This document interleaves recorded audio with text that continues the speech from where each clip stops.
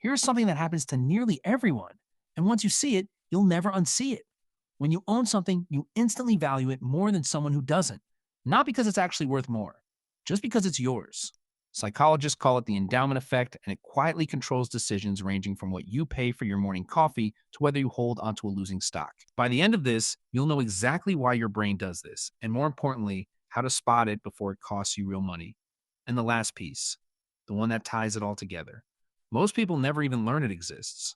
Trust me, it's worth sticking around for.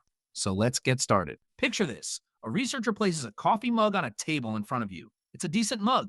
Nothing special, but clean, sturdy, about a $10 value. Now the researcher asks, what's the minimum you'd accept to sell this mug? Most people say something like $8 to $10. Fair enough. That's roughly what it's worth. But here's where it gets strange. The researcher doesn't offer you the mug to sell.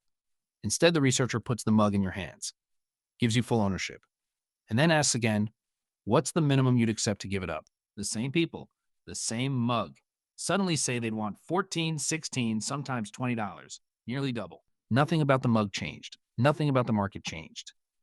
You just held it for 30 seconds. This is the endowment effect in its purest form.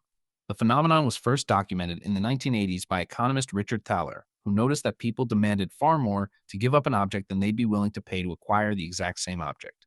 The gap had a name, WTA versus WTP, willingness to accept, willingness to pay. Thaler's colleague, the Nobel Prize-winning psychologist Daniel Kahneman, ran the formal experiments a few years later. In one landmark study, Kahneman and his team gave half the participants mugs and asked the other half nothing. The mug owners valued their mugs at an average of $7. The non-owners offered to pay around $3 to buy one. Same mug. 50% difference in value, created purely by ownership. Now, here's why this matters way beyond mugs.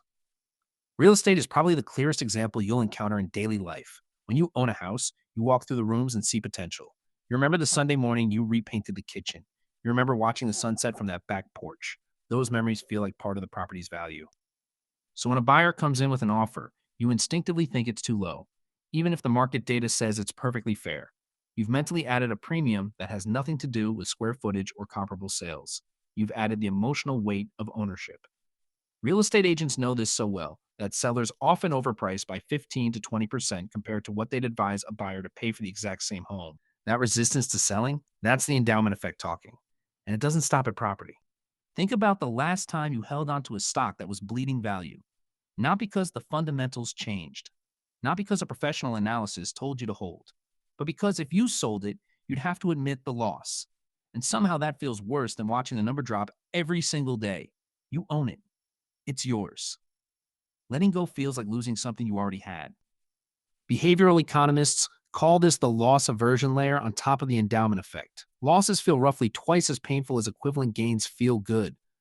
So, when you combine that with the inflated value ownership creates, you get a perfect storm. You overvalue what you own, and you overfear losing it.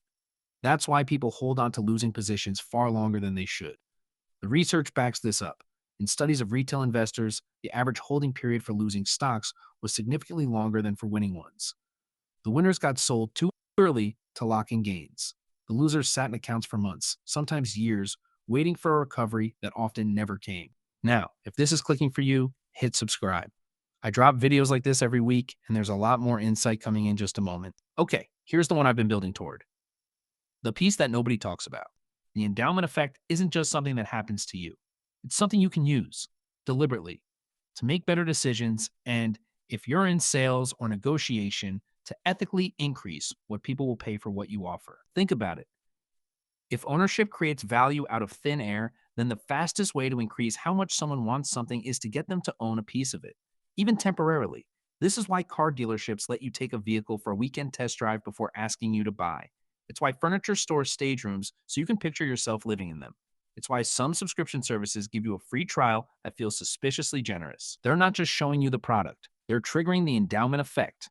The moment something is in your hands, even on loan, your brain starts treating it like yours. And when the trial ends and they ask you to pay, your brain experiences it as a loss. Loss aversion plus the endowment effect. Suddenly, that monthly fee looks very reasonable compared to losing something you now feel attached to. There's research on this too. Studies by researchers Deborah Owens and Justin Bailey found that people who physically handled a product before pricing it assigned significantly higher values than those who only saw pictures. One experiment had participants handle a water bottle, just hold it, before answering a hypothetical purchase question. Those who held it valued it 28% higher on average. 28% from 30 seconds of touching. So here's the practical takeaway you can use today. When you're negotiating, whether it's a salary, a freelance rate, a used car, the person who currently owns what you're discussing has a structural advantage. They're anchored to a higher number. Your job is to mentally step outside ownership before you set your opening position or respond to theirs. Ask yourself, if I didn't already own this, would I pay this price? If the answer is no, the endowment effect might be inflating your valuation or theirs. That one question, asked honestly, can save you thousands on major purchases. It can keep you from holding a losing investment too long. It can help you negotiate with clear eyes instead of emotional attachment. Let that sit for a second. The endowment effect is everywhere. It's why your old furniture that would cost you $50 at a thrift store feels priceless when someone asks if they can have it. It's why concert tickets you bought months ago feel more valuable the day before the show, even if the market price has dropped. It's why used car values feel subjective, because they are. They depend entirely on who's holding them. So there you have it. 3 real layers of the endowment effect. The mug experiments that prove it exists. The real world applications, houses, stocks, used cars, where it silently costs you money. And the deliberate way you can use it to negotiate better deals or make smarter decisions. The next time you feel yourself getting attached to something you own, pause. Ask whether the value you're feeling is real, or whether it's just your brain doing what brains do. Most of the time, it's the second one. If this helped you see something differently, share it with someone who keeps overvaluing their own stuff. They'll appreciate the insight. And subscribe if you haven't already. I've got more on the hidden psychology of money coming every week. See you in the next one.